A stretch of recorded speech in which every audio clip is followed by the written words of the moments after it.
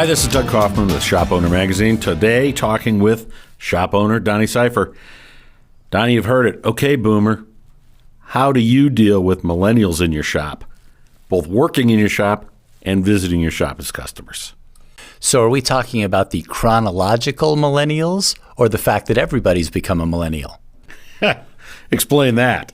Well, I think that the things that sort of described stereotypically a millennial is that information piece where they just are tapped into everything. I think everybody's become like that. I mean, you ask a question anymore and you're in a room, who does not whip up their phone to see who can get to Google fastest, right? So I think that rather than using the stereotypes, we kind of all become that way. And the other thing I think is, you know, we've been talking collectively through some groups that I work with that we probably don't have career employees anymore that will stay with our business forever and ever. Like, you know, I've got employees that have been with us for a very long time. Probably don't have those coming anymore. And so therefore, we may have 3 to 5 years. And in some cases, that may be pluck them out of school. You've got 3 to 5 years, and then they're going to move on.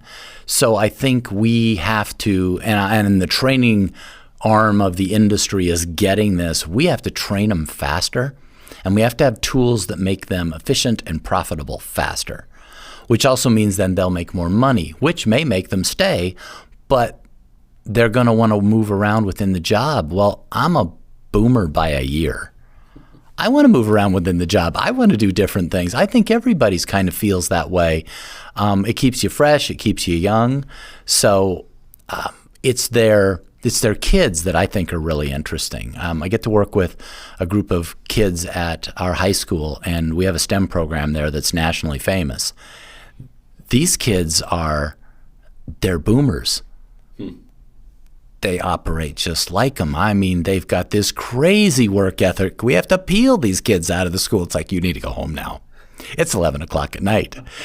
So I think that the best way for us to do all of this is to drop the stereotypes, treat the person as the person, and figure out what it is that makes them tick. And instead of saying, you need to fit into this box, figure out how we can make the box fit more people with different, you know, interests and those sorts of things. And I think that will be success. But I don't think we can look at what we used to do and use that as a measurement of success anymore.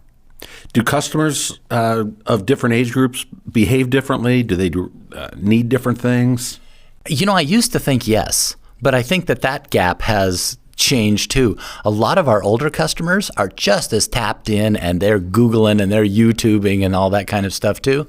So when you get a customer, I have a technician friend who's a really good diagnostician, and he had a customer come in very upset, but nice about it. Well, how come it costs so much to do this thing on my car? I saw this thing on YouTube where it was like 5 minutes, and he looked at it and he said, oh, that is so cool.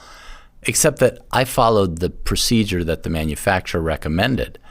So he worked out a little deal with the customer because he said there's nothing wrong with that procedure that guy came up with. It's a shortcut for sure, but it's not a shortcut that's going to, you know, injure anything, break apart.